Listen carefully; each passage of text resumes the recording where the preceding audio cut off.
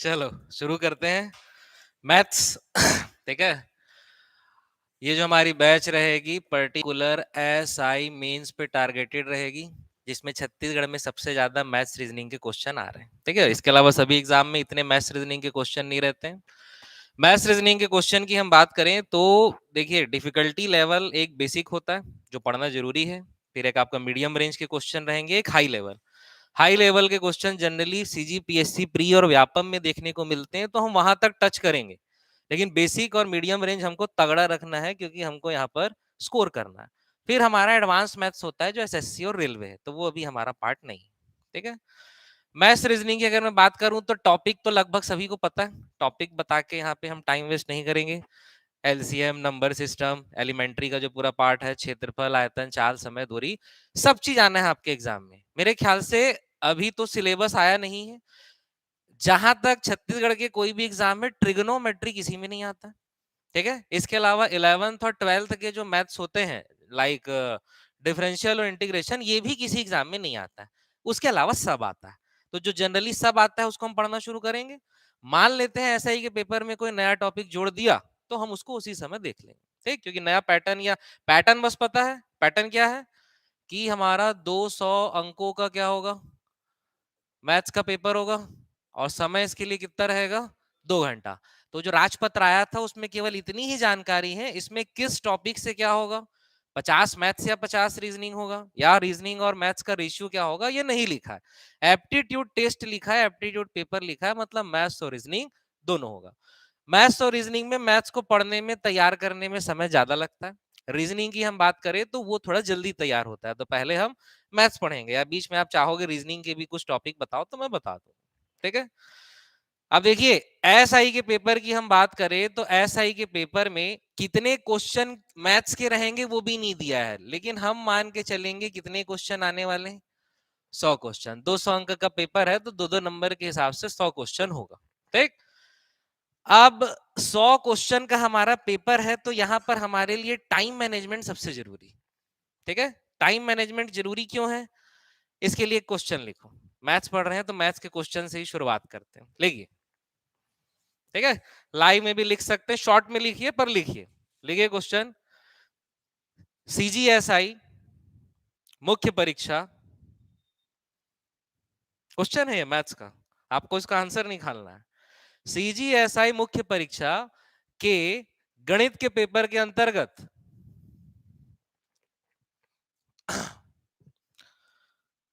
कुल 100 प्रश्न है। ठीक है, शॉर्ट में लिख सकते हो, कुल 100 प्रश्न है और 2 घंटे का समय है।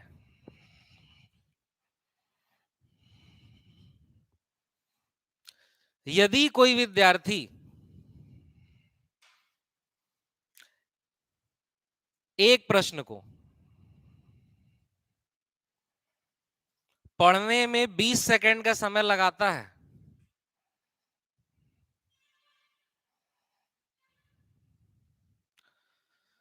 तो प्रत्येक प्रश्न बनाने के लिए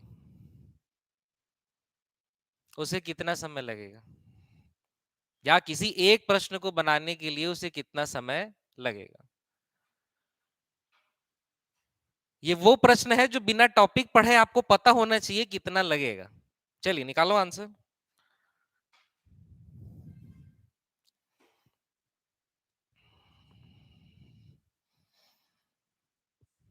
लाइव में भी बताइए भाई आंसर। इसी क्वेश्चन से हमें समझ में आएगा कि हमारे लिए टाइम मैनेजमेंट कितना जरूरी है।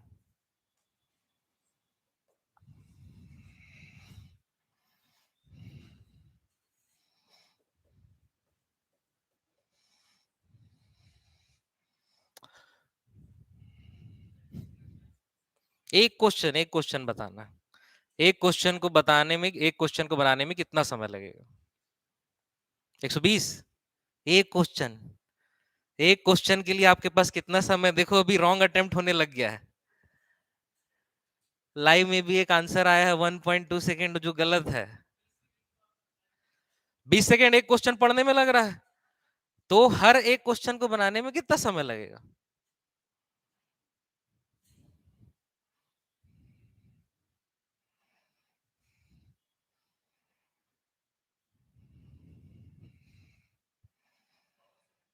हाँ 52 सेकंड। कितने लोग का है 52 सेकंड? 72 तो चलो गलत है। 52 सेकंड आया? नहीं आया। कितने लोग का आया है? कौन बोला ना 52? एक। क्या 52 सेकंड में आया? नहीं। चलो देखो समझो इसे। देखिए हम बात कर रहे हैं मैथ्स का, हमारा पेपर है, कितने घंटे का पेपर है? 2 घंटे का। 2 घंटे का हमारा मैथ्स और रीजनिंग का पेपर है, यानी 120 मिनट का हमारा पेपर है। ठीक है। 1 मिनट में कितने सेकंड? 60 सेकंड। तो 12 छक्के कितना हुआ? 7210, और ये आ जाएगा कितना? 7200 सेकंड का हमारा पेपर। ठीक। अब इस 7200 सेकंड में हमारे पास क्वेश्चन में ये लिखा हुआ है कि एक क्वेश्चन को पढ़ने में कितना समय लग रहा है? 20 सेकंड। क्वेश्चन कितने हैं हमारे पास? 100। अगर एक क्वेश्चन को पढ़ने में 20 सेकंड का समय लग रहा है, तो 100 क्वेश्चन को पढ़ने में कितना लगेगा? 2000 सेकंड। तो 2000 सेकंड मिनट में जितना भी होगा उतना आपका 2 घंटे में केवल पढ़ने में निकल गया। ये चीज समझ में आ रही है?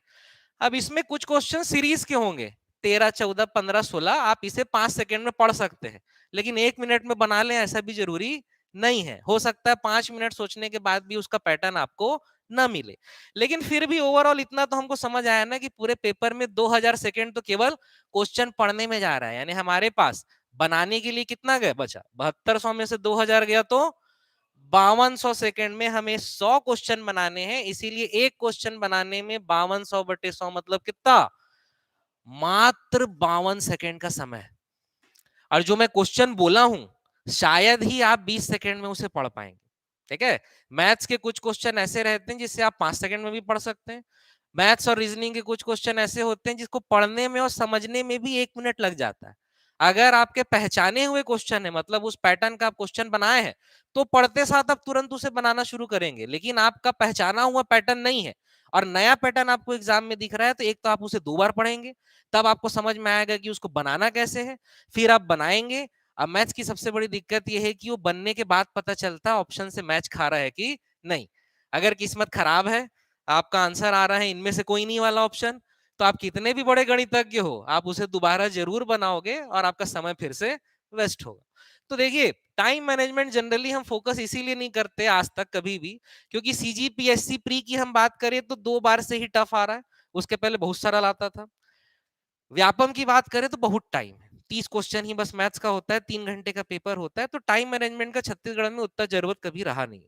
लेकिन अगर सब इंस्पेक्टर की पेपर की मैं बात करूं तो क्वेश्चन बहुत हार्ड आएंगे सीजीपीएससी प्री जैसे, ऐसा नहीं है, लेकिन हाँ क्वेश्चन बहुत सारे हैं। और जब क्वेश्चन बहुत सारे होते हैं तो एक टॉपिक से बहुत सारे पैटर्न होने की संभावना बढ़ जाती है। जैसे अभी प्री का पेपर था, एक टॉपिक से कितना क्वेश्चन? एक क्वेश्चन। 10 तो क्वेश्चन है, एक टॉपिक से एक क्वेश्चन। लेकिन अगर 100 क्वेश्चन रहेगा तो एक टॉपिक से कम 5-6 क्वेश्चन होंगे। अब 5-6 क्वेश्चन होंगे तो वो सब सेम पैटर्न के नहीं होंगे, वो सभी अलग पैटर्न के होंगे, और अलग पैटर्न के क्वेश्चन को दिए गए समय में आप तभी बना पाओगे जब वो पैटर्न आप बना चुके हो। तो समझ में आया टाइम मैनेजमेंट जरूरी क्यों है? आपके पास अधिक से अधिक 52 सेकंड है ना एक क्वेश्चन को बनाने के लिए, अधिक से अधिक, कम से कम नहीं है। तो चलिए अब मेरा प्रयास तो ये रहेगा कि 52 सेकंड में आप बना लो, क्योंकि कुछ क्वेश्चन ऐसे होंगे जो 10 सेकंड में डेफिनेटली बन जाएंगे, और कुछ क्वेश्चन ऐसे होंगे जो 1 से 1.5 मिनट में बनेंगे। तो हमको जो सीखना है, पहले तो एक तो समय के महत्व को समझना है कि हमारे पास समय कम है।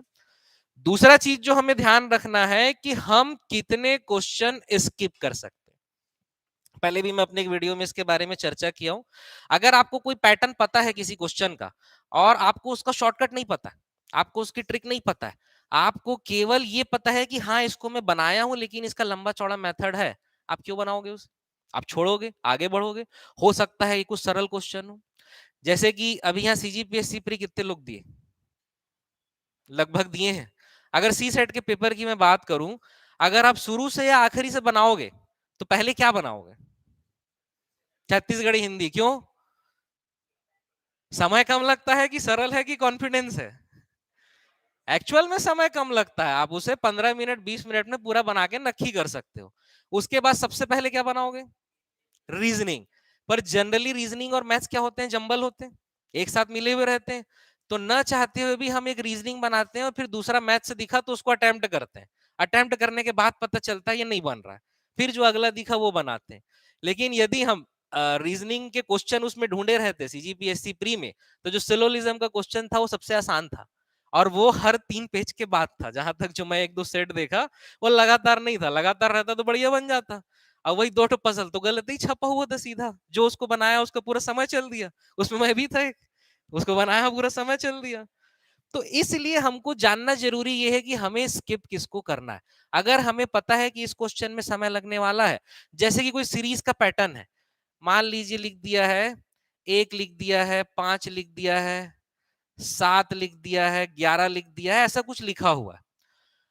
अब आपको एक नजर में दिखेगा प्राइम नंबर है, लेकिन 3 गायब है, यानी प्राइम नंबर का कुछ पैटर्न नहीं है। एक बार सोचो, 2 बार सोचो, 3 बार सोचो, 30 सेकंड से ज्यादा नहीं सोचना है। 30 सेकंड से ज्यादा सोचे तो हो सकता है कि आप 1-2 मिनट तक सोचते रहो, जरूर बन जाए, लेकिन आप इसमें ज्यादा समय दोगे तो हो सकता है कोई सरल क्वेश्चन जो आगे आपका इंतजार कर रहा है, जैसा कि आता है क्वेश्चन, ऐसे भी आते हैं 125, 220, मान लो 240, 340, 540, इनका औसत क्या है। क्वेश्चन ऐसे भी आते हैं, तो हम वहां तक पढ़ने को पहुंचे ही नहीं है, तो हमसे क्वेश्चन छूट गया। अब घर आएंगे, आपका दोस्त बोलेगा अबे तू ये नहीं बनाया, ये तो मस्त क्वेश्चन था, तो अखरेगा कि नहीं, पांचों का औसत निकालना।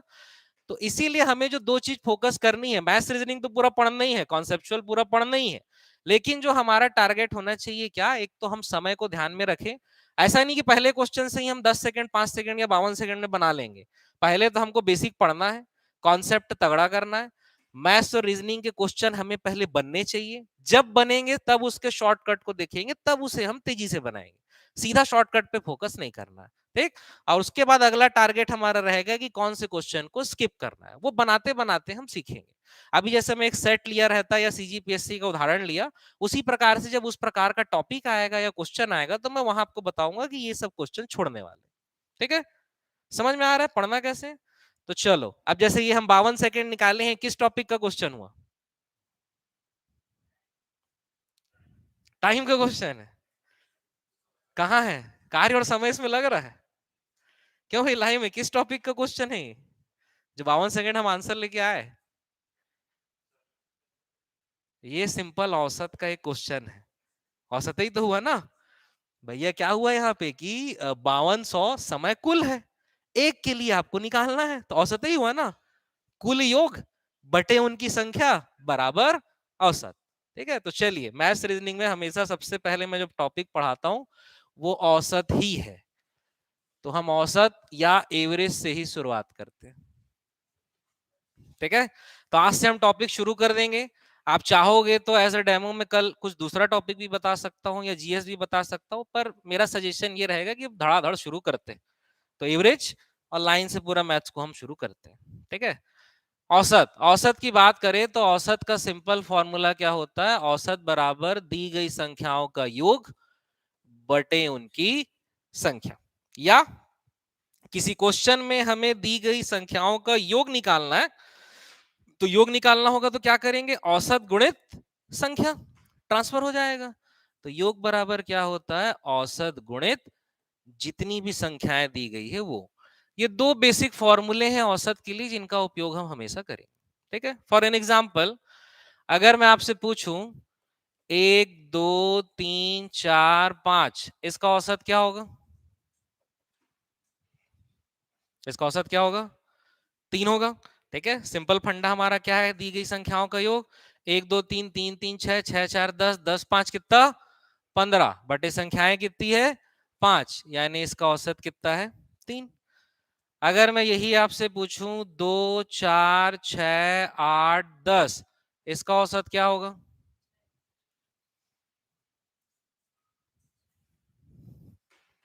क्या होगा जी इसका औसत, 6, कंफर्म, ठीक है। बेसिक फंडा हमारा यही है, 2 और 4 6, 6 6 12, 12 8 20, 20 10 कितना 30, संख्याओं का योग हो गया 30 बटे कुल संख्याएं कितनी है 5, 30 बटे 5 मतलब कितना हुआ 6, ठीक है। अगर मैं आपसे पूछूं 3 5 7 9 11, इसका औसत क्या होगा,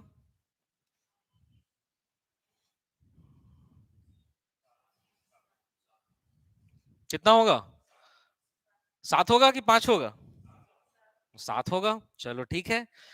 तो औसत निकालोगे 5 3 8 7 15, 15 और 9 कितना 24, 24 और 11 कितना 35 बटे संख्याएं कुल कितनी है 5, 35 बटे 5 मतलब कितना आ गया 7। ये सिंपल फंडा है, ठीक है। उसी तरीके से यदि मैं आपसे पूछूं इन संख्याओं का औसत क्या है, 1 2 3 4,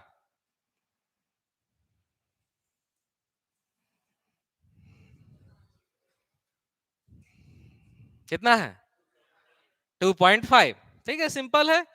जोड़ भी सकते हैं 1 2 3 3 3 6 6 4 10, 10 बटे क्या 4, 10 बटे 4 करेंगे तो कितना आएगा 2.5।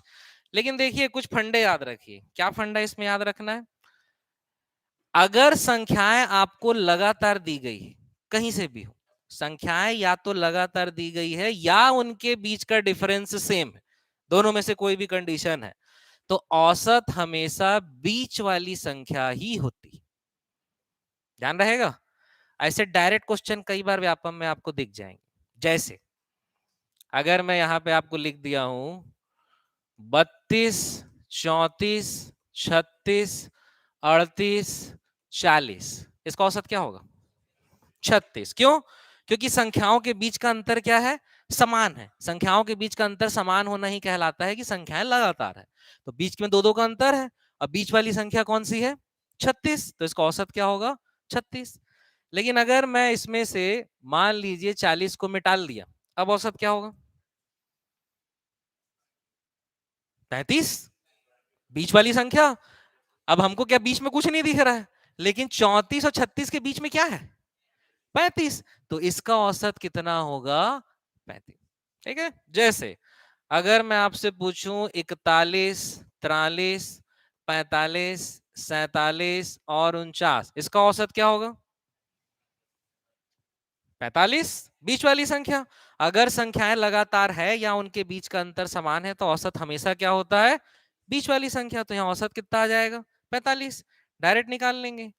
और यदि अगर मैं इसे मिटाल दूं 49 को, तो अब औसत क्या होगा 44, क्योंकि बीच में कोई संख्या यहां दी नहीं है। लेकिन 43 और 44 के 43 और 45 के बीच कौन सी है 44, तो अब इस कंडीशन में औसत आपका कितना हो जाएगा 44। समझ आया, ठीक है।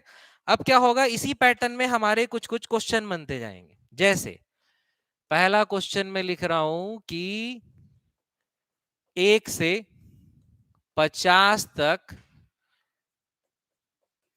4 से विभाजित होने वाली सभी संख्याओं का औसत निकालिए।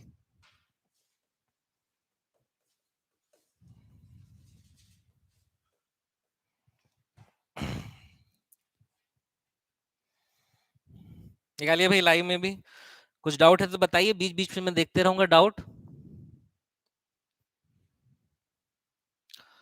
देखिए क्लास आपकी रेगुलर रहेगी, अभी 2 3 दिन डेमो क्लास रहेगा, फिर आपका पूरा पेड कोर्स रहेगा। 2 3 दिन आप क्लास देख सकते हैं।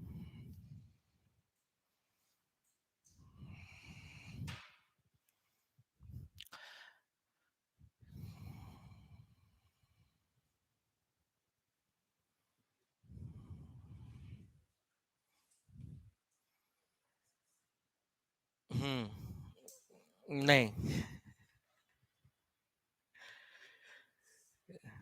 अब निकालना पड़ेगा मेरे को, याद थोड़ी ना।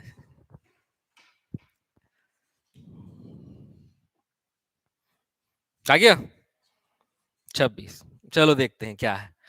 1 से 50 तक 4 से विभाजित होने वाली सभी संख्या। तो 4 से विभाजित होने वाली पहली संख्या कौन सी होगी 4, दूसरी संख्या 8, फिर 12, फिर 16 20 24 28 32 36 और 36 के बाद आ जाएगा 40 44 और 48। इतनी सारी संख्याएं हैं। तो कितनी संख्याएं हो गई है 1 2 3 4 5 6 7 8 9 10 11 और 12, 12 संख्याएं हैं।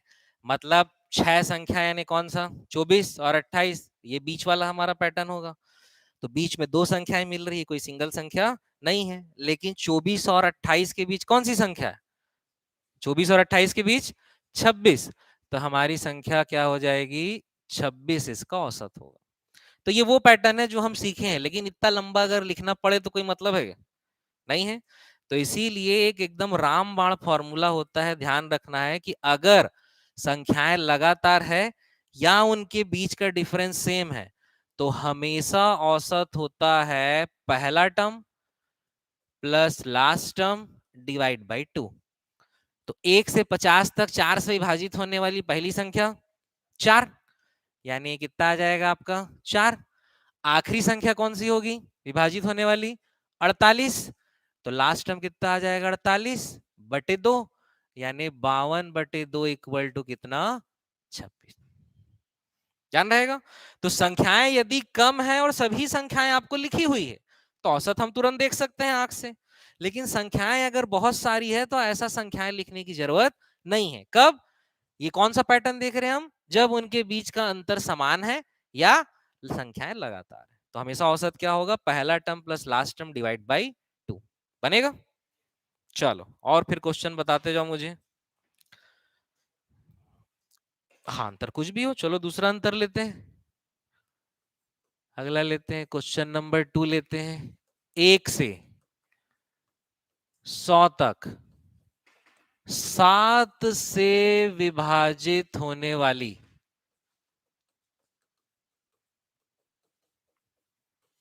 सभी संख्याओं का औसत।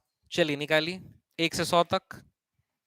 बताइए भाई, लाइव में भी आंसर बताइए। 26 इसके पहले, ठीक, बढ़िया। हाँ जी, ये बैच एसआई के लिए ही है टारगेटेड।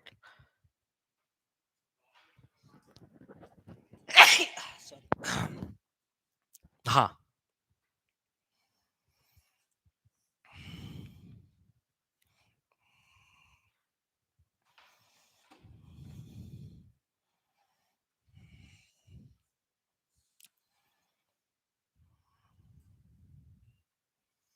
क्वेश्चन जितने भी मैं लिखाऊंगा आप बेझिझक होके शॉर्ट में लिखेंगे, पर लिखेंगे जरूर, ताकि जब भी पन्ना पलटाएं तो आपको पता रहे वो पैटर्न कौन सा है।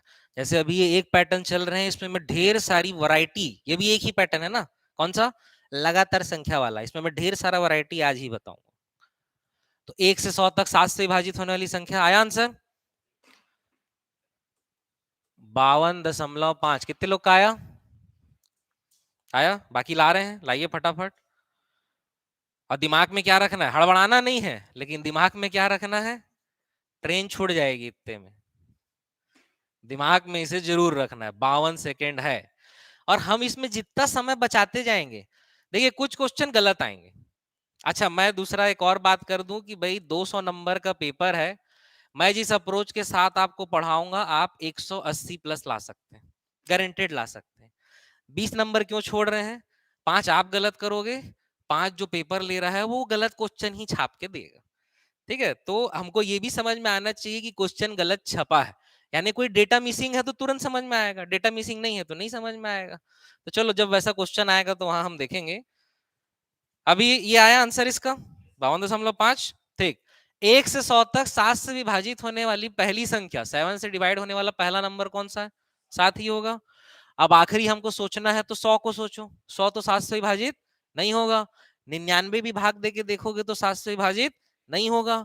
आपका अगला जो विभाजित होगा वो क्या है, 98/2, पहला term plus last term divide by 2, 105/2, यानी कितना 52.5। समझ आया? ठीक। सेम क्वेश्चन लिखो एक और। 1 से 120 तक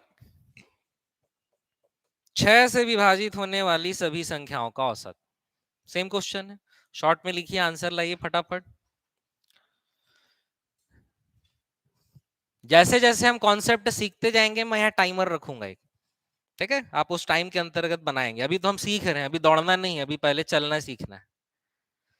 दौड़ने का काम आप लोग सुबह कर ही रहे हो।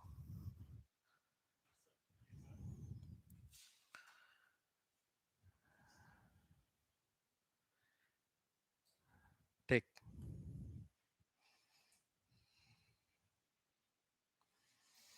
है जी, लाइव में बढ़िया 63, इधर भी आ गया 63, बहुत आसान है। 1 से लेके 120 तक 6 से डिवाइड होने वाली पहली संख्या तो 6 ही होगी, ठीक है। आखिरी संख्या 120 है, डेफिनेटली है, तो 6 प्लस 120 बटे 2 यानी 126 बटे 2 मतलब कितना, 2 छक्के और 2 तिया 63 बनेगा, ठीक। अब इसमें थोड़ा सा पैटर्न ये बदलेगा जहां आपको सोचना पड़े। क्वेश्चन नंबर 4 ले रहा हूं कि 135 से 600 तक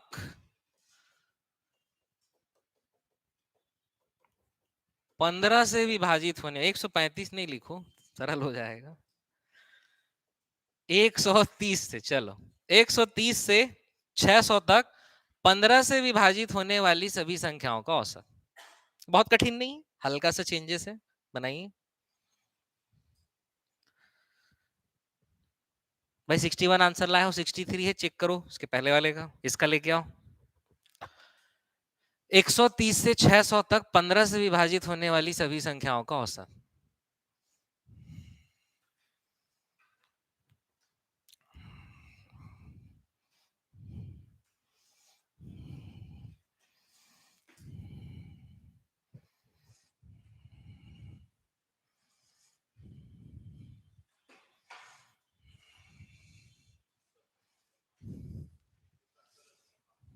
तीन सौ वैसे ही कुछ आएगा है जी, लाइव में पॉइंट में आएगा जी।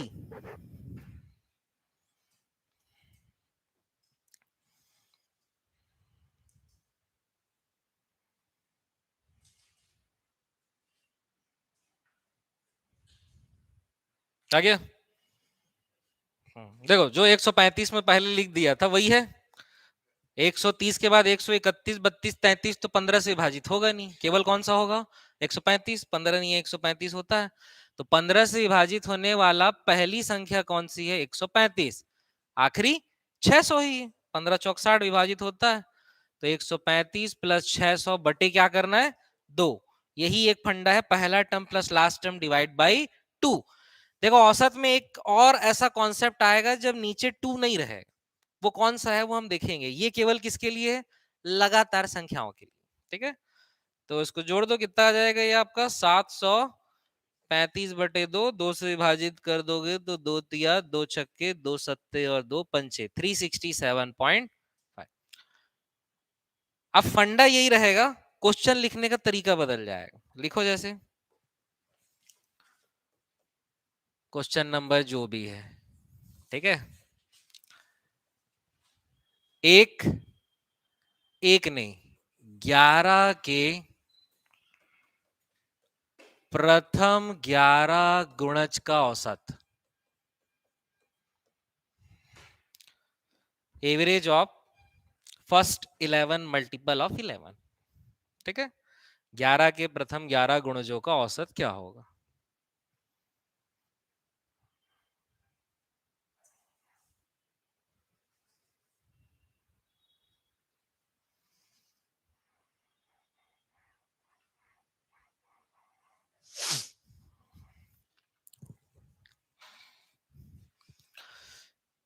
ग्यारह के प्रथम 11 गुणज का औसत, ठीक है। 11 के फर्स्ट 11 मल्टीपल का एवरेज क्या होगा।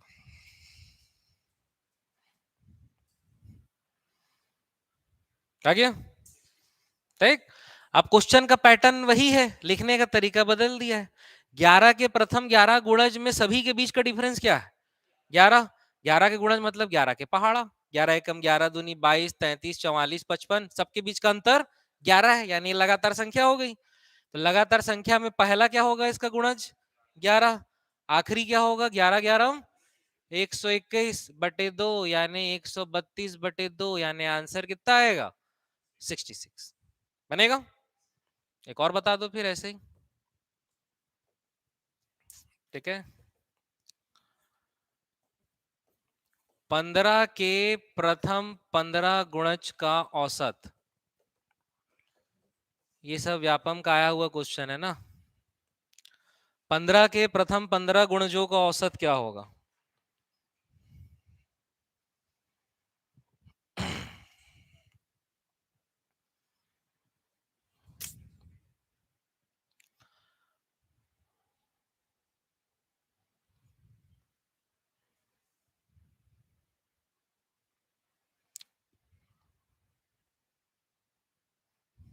आगे जी।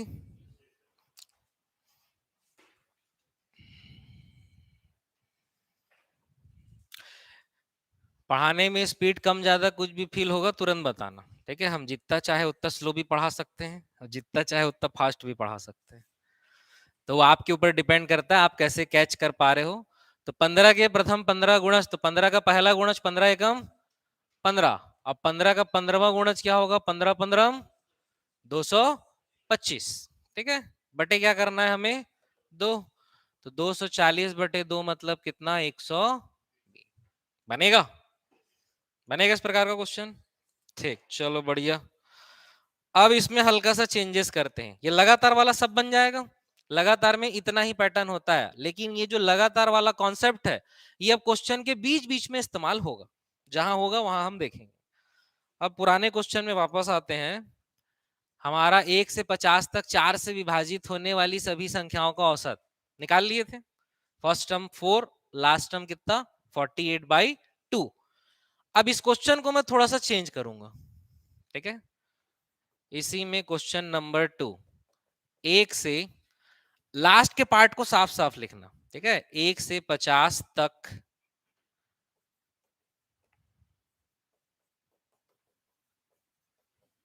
4 से विभाजित होने वाली संख्याओं का औसत निकाल चुके हैं, 26 है। लेकिन अब यहां मैं क्वेश्चन बदल रहा हूं। 1 से 50 तक 4 से विभाजित होने वाली उन सभी संख्याओं का औसत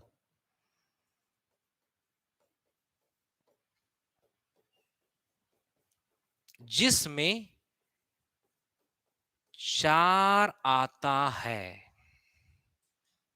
समझ आया क्वेश्चन? भाई पहला क्वेश्चन तो सेम है, सभी का औसत निकालना था, निकाल दिए, पहला टर्म प्लस लास्ट टर्म। लेकिन अब पैटर्न बदल गया। अब क्वेश्चन क्या बोल रहा है? 1 से 50 तक 4 से विभाजित होने वाली उन सभी संख्याओं का औसत जिसमें 4 आता है। केवल उन्हीं संख्याओं का एवरेज निकालना है जिसमें 4 है, उसके अलावा बाकी को छोड़ देना, ठीक। अब संख्याएं लगातार रही नहीं भाई। 4 के पहाड़े में 4, पहली 4 आएगा, फिर 24 में 4 आएगा, 40 में 4 आएगा, 44 में 4 आएगा, 48 में 4 आएगा, और कहीं 4 आएगा? तो संख्याएं लगातार है क्या? नहीं। तो first term plus last term वाला फंडा अब नहीं लगेगा। अब आपको एक एक को लिख के जोड़ के औसत निकालना रहे। निकालो। यही होता है एग्जाम में, लास्ट में क्वेश्चन की वैरायटी बदल जाती है। हम एक फिक्स पैटर्न बना के गए रहते हैं, आखिरी में क्वेश्चन को घुमा दिए। निकालिए क्या आएगा औसत? 32। चलो देखते हैं।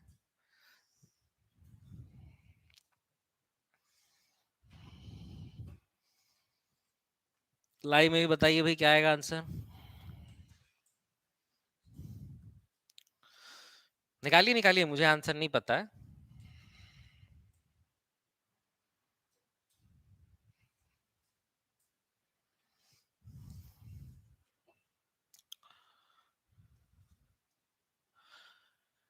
इसी पैटर्न में मैं अभी 2 क्वेश्चन आपको कराऊंगा जो प्योर आपको व्यापम और पीएससी पेपर में दिखेंगे। पुराने पेपर जहां भी आपको मिलते होंगे वहां आपको सेम डेटा के साथ मिल जाएगा क्वेश्चन। 32 आ रहा है? चलो ठीक है, देखते हैं। 1 से 50 तक 4 से विभाजित होने वाली संख्या का औसत यदि हमें बोलता, तो ये ऊपर वाला हमारा क्वेश्चन है, आंसर कितना होता? 26। लेकिन आखिरी में घुमा दिया है 1 से 50 तक 4 से विभाजित होने वाली उन सभी संख्याओं का औसत जिसमें 4 आता है, केवल उसी को लेना है। तो 1 से 50 तक 4 से विभाजित होने वाली पहली संख्या जिसमें 4 आता है कौन सी? 4। अगली संख्या कौन सी होगी? 24। उसकी अगली संख्या 40। उसकी अगली 44। उसकी अगली, और कोई संख्या है 4 के पहाड़े में जिसमें 4 आएगा? नहीं, 1 से 50 तक ही लेना है। अब इसको आप जोड़ दोगे तो जोड़ोगे कितना? 4 4 12 8 20, 2 4 4 8 16, कितना हो गया ये आपका? 160। 160 संख्याओं का योग हो गया, बटे उनकी संख्या 1 2 3 4 5। तो 160 बटे 5 करोगे तो 5 तिया 5 दूनी, आपका आंसर कितना आएगा? 32। कितने लोग आया था? 32। समझ में आया क्वेश्चन का पैटर्न कैसे बदला? ठीक। अब सेम डेटा ले रहा हूं ताकि आप सीख सको, फिर बदलेंगे। अब फिर आखिरी का पार्ट में थोड़ा चेंज कर रहा हूं। इसमें कुछ डाउट है तो बताओ, किसी को भी, यहां या लाइव में। क्लियर है सभी को? जरा सा भी डाउट होगा पूछना ना, क्योंकि धीरे धीरे हम लेवल बढ़ाते जाएंगे।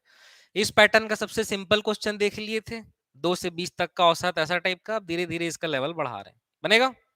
चलो अगला, इसी में सेम क्वेश्चन रहेगा, सेम डेटा रहेगा, केवल लास्ट का पार्ट में बदल रहा हूं। जिसमें 4 आता है लिखा है, इसकी जगह आपका क्वेश्चन रहेगा जिसमें केवल एक बार 4 आता है।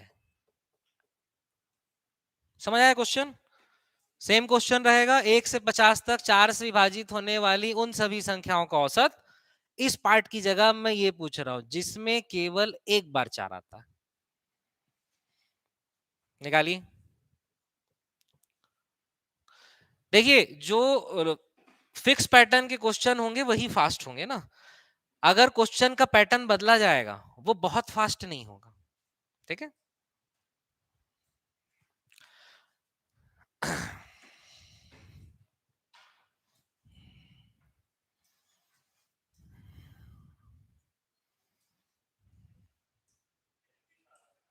Twenty nine. भाई अब हमसे क्वेश्चन क्या पूछ रहा है? 1 से 50 तक 4 से विभाजित होने वाली उन सभी संख्याओं का औसत जिसमें केवल एक बार 4 आता है। 4 में केवल एक बार 4 आता है, 24 में आता है, 40 में आता है, लेकिन 44 में 2 बार। तो इसको लेंगे क्या?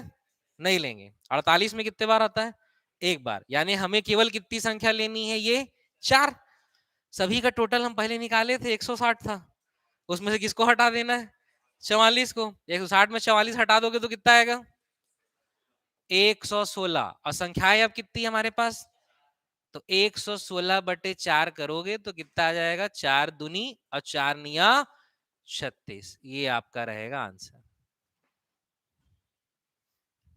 कितने लोग का आया था? 29। यानी क्वेश्चन समझ आ रहा है? कहीं भी डाउट है तो तुरंत पूछना। फिर से एक और पैटर्न इसमें ला रहा हूं मैं। फिर से इतने ही पार्ट की जगह 1 से 50 तक 4 से विभाजित होने वाली उन सभी संख्याओं का औसत जिसमें केवल इकाई में 4 आता है।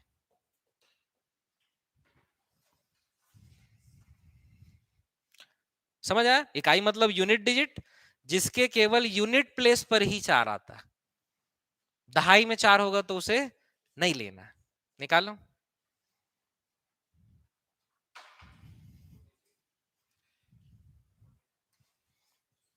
हाँ आएगा ऐसी कुछ।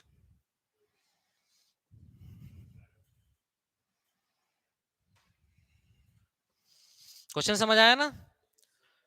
1 से 50 तक 4 से विभाजित होने वाली उन सभी संख्याओं का औसत जिसमें केवल इकाई में 4 आता है।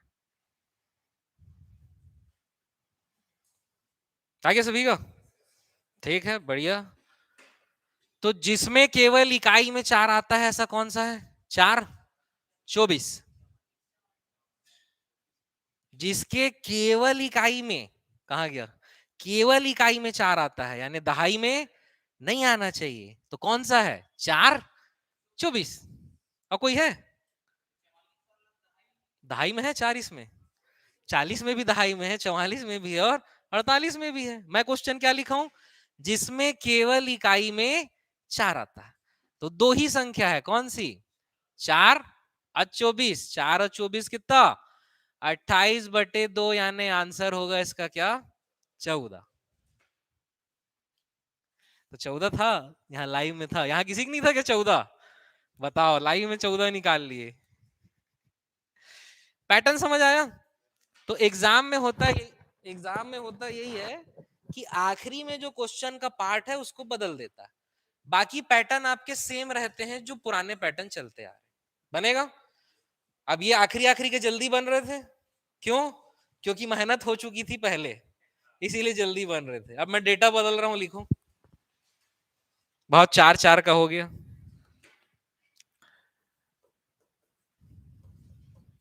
एक से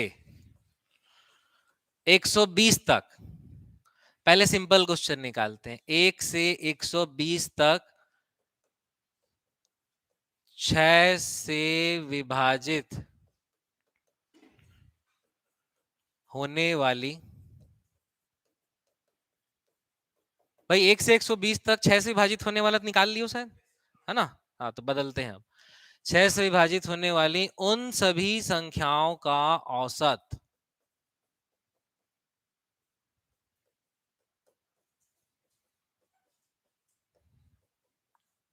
सेम पैटर्न हमारा, जिसमें 6 आता है। ठीक है, चलिए।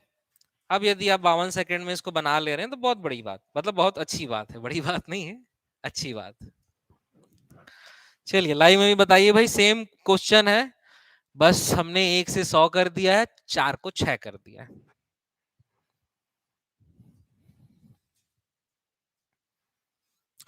हड़बड़ाना नहीं है, कोई अभी रेस नहीं है, स्पीड हम ले आएंगे, बेफिक्र रहो। पहले सही बनाना सीखना है, तेज बना के गलत बनाने से अच्छा है पहले सही बनाओ।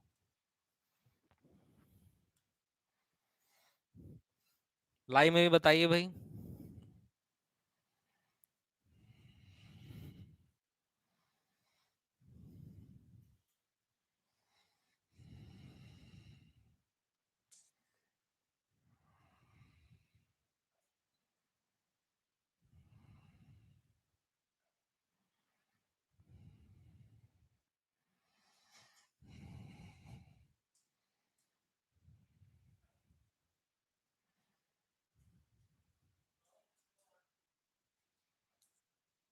चलो एक आंसर आया है 52.8, और बताइए। और ये 1 मिनट के आसपास आ गया। बाकी सब 1 मिनट से अब आगे जाते जा रहे हो। हड़बड़ाना नहीं है, मैं तो बोलते ही रहूंगा समय समय, क्योंकि जब तक प्रेशर नहीं डलेगा। और इतना याद रखिए, घर में यदि आप क्वेश्चन को 20 सेकंड में पढ़ ले रहे हैं तो एग्जाम में 30 सेकंड लगेगा। घर में यदि आप क्वेश्चन को 50 सेकंड में बना ले रहे हैं तो एग्जाम में वो 1.25 मिनट लगेगा। सेम सरल क्वेश्चन होगा तो भी, सेम डेटा होगा तो भी, क्योंकि एग्जाम में प्रेशर ज्यादा होता है। यहाँ आप साइंस से पढ़ोगे, वहां बार बार धीरे धीरे पढ़ोगे ताकि गलत ना हो जाए। वो होता है, वो एग्जामिनेशन प्रेशर होता है। तो इसीलिए हम जब अपने एग्जाम की तैयारी करते थे तो 120 मिनट का प्रैक्टिस कभी नहीं करते थे। तो बैंक एसएससी टाइम में सालों पहले हम 100 मिनट का ही करते थे। आप लोग को भी वही करना चाहिए। तो खैर अभी पहले हम पढ़ रहे हैं, फिर मैं जब आपके टेस्ट वेस्ट लूंगा उस समय हम इसे ध्यान रखेंगे।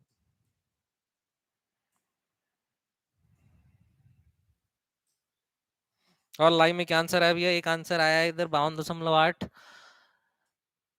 52.8, ठीक है, बढ़िया। चलो देखते हैं अब कितने लोग का आ गया। 52.8, ठीक है। चलो देखते हैं। 1 से 120 तक 6 से विभाजित होने वाली पहली संख्या 6, और जिसमें 6 आता है तो पहली तो 6 है, और अगली 36, फिर अगली 60, फिर अगली, फिर अगली, और होगा। केवल कितनी संख्याएं हैं? 5। अब इनका औसत निकालना है, जोड़ दो तो 6 चौक कितना? 24, हासिल गई 2। 6 6 12, 2 14, 3 17, 17 और 9 कितना? 26। तो टोटल इनका कितना आएगा? 264। औसत निकालना है तो 264 बाई कितना? 5। तो 5 पंचे 25, 5 दूनी और 5 अट्ठे, 52.8 बनेगा। डाउट किसी को? कहीं भी डाउट है तो पूछो अभी। ठीक है, अब मेहनत वाला काम हो गया है। अब सेम पैटर्न मुझे फटाफट बता दो, सेम जो इसके पहले क्वेश्चन बनाए थे। पहला क्वेश्चन क्या? जिसमें एक बार 6 आता है उसका औसत। दूसरा क्वेश्चन, जिसके उसमें हम इकाई लिए थे, इसमें दहाई ले लेते हैं। जिसके केवल दहाई में 6 आता है। चलो दोनों का आंसर बता दो फटाफट, संख्याएं आपके सामने लिखी। क्वेश्चन पूरा ऐसे लिखा रहेगा, 1 से 120 तक 6 से विभाजित होने वाली उन सभी संख्याओं का औसत जिसमें एक बार 6 आता है, पहला क्वेश्चन। दूसरा क्वेश्चन, जिसमें केवल दहाई में 6 आता है, दहाई यानी आपका 10th डिजिट। निकालिए।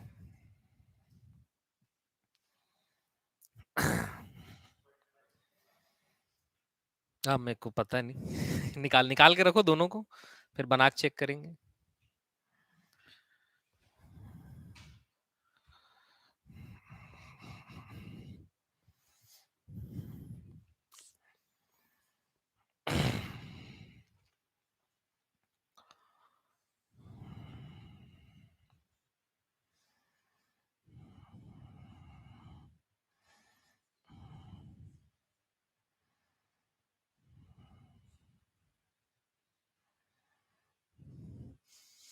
दोनों क्वेश्चन है ना, दो आंसर निकालिए।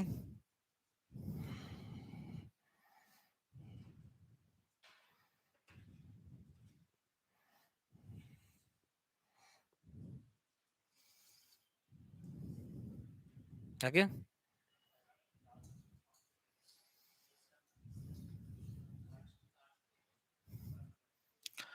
पहला कितना? 49.5, बहुत लोग का ये होगा फिर सही। तो दूसरा 60, और कोई किसी का आंसर? चलो अब एक बार बना लेते हैं।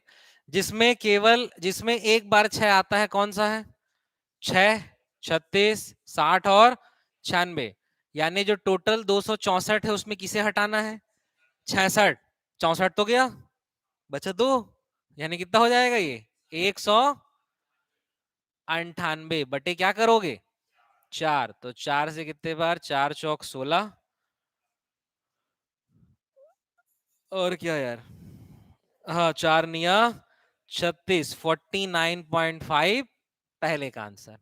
दूसरा, जिसके केवल दहाई में 6 आता है, तो केवल दहाई में 6 वाला कौन सा है? 36 और, अच्छा सॉरी सॉरी सॉरी सॉरी, हाँ सॉरी, 60 और 96,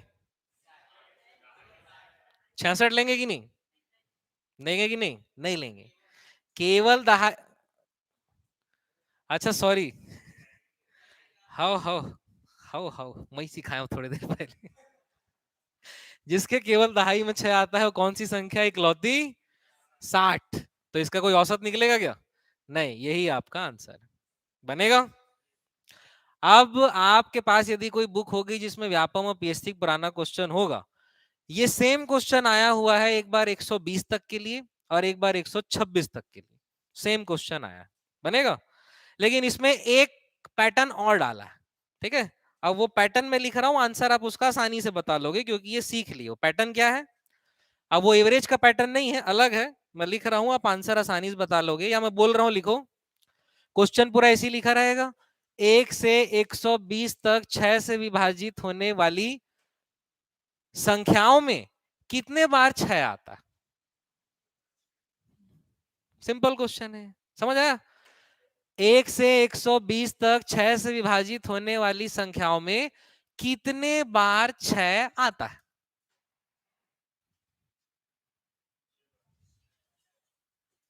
सिंपल है, क्वेश्चन समझ आया ना? वो औसत का नहीं है, वो एग्जाम में आया है, और चूंकि सेम डेटा है इसलिए मैं बता दे रहा हूं। बेसिकली ऐसे ही क्या कहना चाहिए इसे, इबारती प्रश्न कहते हैं मैथ्स में एक्चुअल में। तो 1 से 120 तक 6 से विभाजित होने वाली संख्याओं में कितने बार 6 आता है? तो बस इसमें आपको काउंट करना है, 1 2 3 4 5 6, 6 बार 6 आता है। ये क्वेश्चन रहा है आपका पीएससी और व्यापम दोनों में, ऐसा पैटर्न आया, बनेगा? बनेगा ऐसा भी पूछा तो इसीलिए एग्जाम में आखिरी में क्या पूछ रहा है उसमें अच्छे से ध्यान देना है, ठीक। अब देखो एक पॉइंट और ध्यान रखना है, हम जनरली अभी इस क्वेश्चन में क्या किए, जिसके केवल दहाई में 6 आता है, यानी हम इसमें क्या किए, जिसके केवल दहाई में 6 आता है यानी 60, लेकिन दहाई में 66 में भी है, पर इसको हम छोड़ दे रहे हैं। क्यों?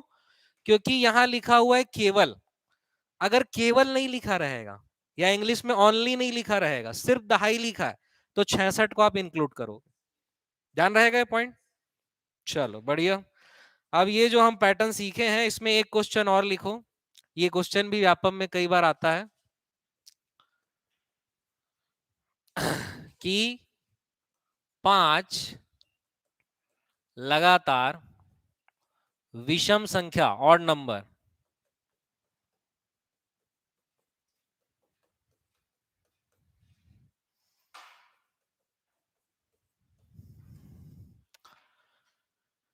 पांच लगातार विषम संख्याओं का औसत 77 है, तो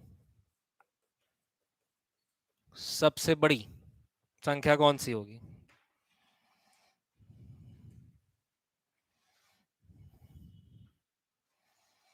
एकदम सिंपल क्वेश्चन है।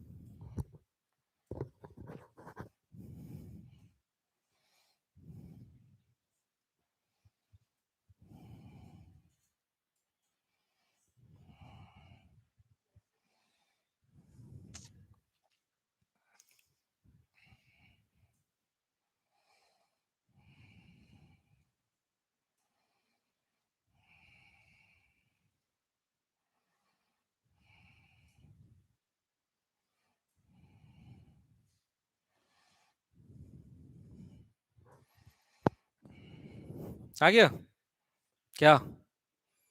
81? कितने लोग का आया 81? ठीक, देखो अभी जो हम इतने सारे क्वेश्चन बनाए उसके पहले हम क्या कॉन्सेप्ट सीखे थे कि विषम संख्या ऑड नंबर यानी ये लगातार संख्या है कि नहीं है? 1 3 5 7 9 11 ये सब लगातार संख्या है। और लगातार संख्याओं का औसत हमेशा क्या होता है? बीच वाला नंबर। यानी 77 कहाँ होगा? बीचों बीच। इसके जस्ट पहले ऑड नंबर 75, जस्ट बाद 79, पहले 73, आखिरी 81। तो सबसे बड़ा कौन सा है? 81 बनेगा। इसको बनाने का एक्चुअल मेथड क्या होता है? माना पहली संख्या x है, तो अगली संख्या x प्लस 2, फिर उसकी अगली x प्लस 4, x प्लस 6, कितना हुआ? 1 2 3 4 और 5, यानी फिर से x प्लस 8। और इन सब के बटे क्या करेंगे? 5। और औसत कितना दिया है हमें? 77। तो 77 का 5 से गुणा करना हल्का फुल्का कंझट है, और कुल मिला के कंझट ही है ये। ठीक है, ये इसका एक्चुअल मेथड है जो आपको बुक में सॉल्यूशन के रूप में मिलेगा। लेकिन चूंकि हम फंडा सीख गए हैं, क्या फंडा? अगर संख्याएं लगातार है तो औसत हमेशा क्या होता है? बीच का नंबर बनेगा। अब इसमें हल्का सा कंफ्यूजन होता है, कहां? ये मतलब ये मेथड नहीं बनाना है, ये मेथड हमें मजबूरी में बनाना पड़ेगा। कब? जब संख्या लगातार नहीं रहेगी। वो पैटर्न अभी नहीं देख रहे हो, कल की क्लास में देखें। अब इसमें हल्का सा चेंजेस ये होगा कि अगर आपको दे दे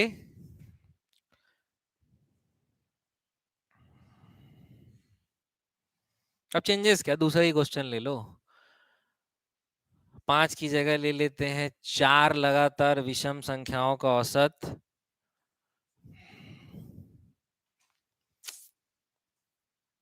48 है। ठीक है, तो बड़ी संख्या बताओ क्या है?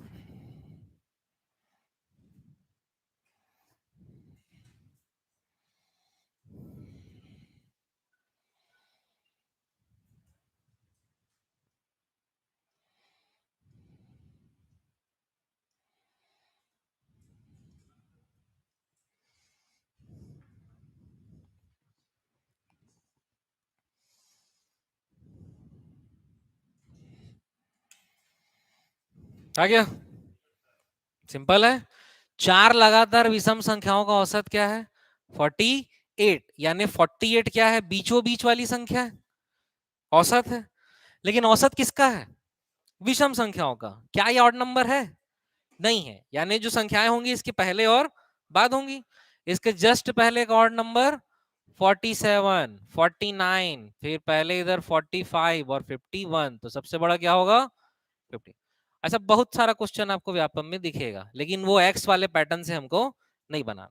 बनेगा, इसमें हल्का फुल्का चेंजेस और कर देगा, जैसे ये ऊपर ही में मैं सुधार दे रहा हूं।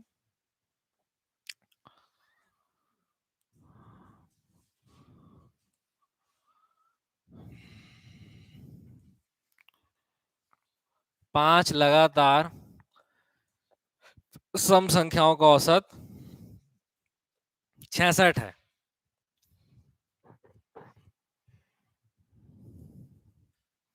तो मतलब यही सब हल्का हल्का चेंजेस रहता है। तो सबसे बड़ी और छोटी का अंतर, ऐसी हल्का हल्का चेंजेस रहेगा।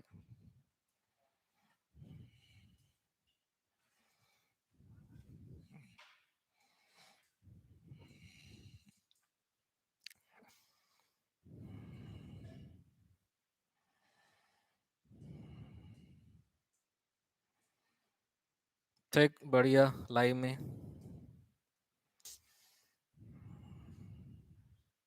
आ गया। तो पांच लगातार सम संख्या का औसत 66 है, यानी 66 बीच वाली संख्या है और क्या सम है। तो इसके जस्ट पहले क्या होगी 64, फिर होगी 68, फिर होगी 62 और 70। तो सबसे बड़ी 70 और सबसे छोटी 62 का अंतर कितना है?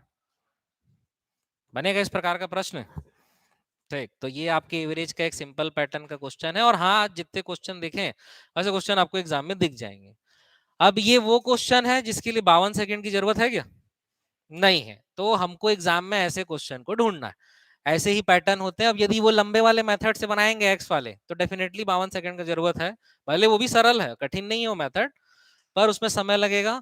तो ऐसे क्वेश्चन ढूंढ के हमें जल्दी बनाना, और ऐसे मिलेंगे एसआई के पेपर में बहुत हार्ड क्वेश्चन आएंगे, ऐसा नहीं।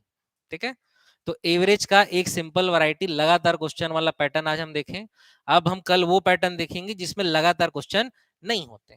ठीक है, अब बीच बीच की क्लास में हम थोड़ा कैलकुलेशन वाला पार्ट भी देखेंगे कि हम मल्टीप्लीकेशन गुणा जल्दी कैसे करें, स्क्वायर या स्क्वायर रूट क्यूब या क्यूब रूट को जल्दी कैसे निकालें। ओरली हम स्क्वायर रूट क्यूब रूट और स्क्वायर निकाल सकते हैं कैसे, वो एक एक क्लास में हम धीरे धीरे देखते जाएंगे। ठीक है, तो चलिए आज के लिए मैं इतने रखता हूँ, लाइव में भी आज के लिए इतने रखते हैं। अगली क्लास लैंग्वेज की होगी आपकी। कुछ भी डाउट है तो आप बेझिझक मुझे कॉल कर सकते हैं। ठीक है, कल एवरेज कंटिन्यू करेंगे।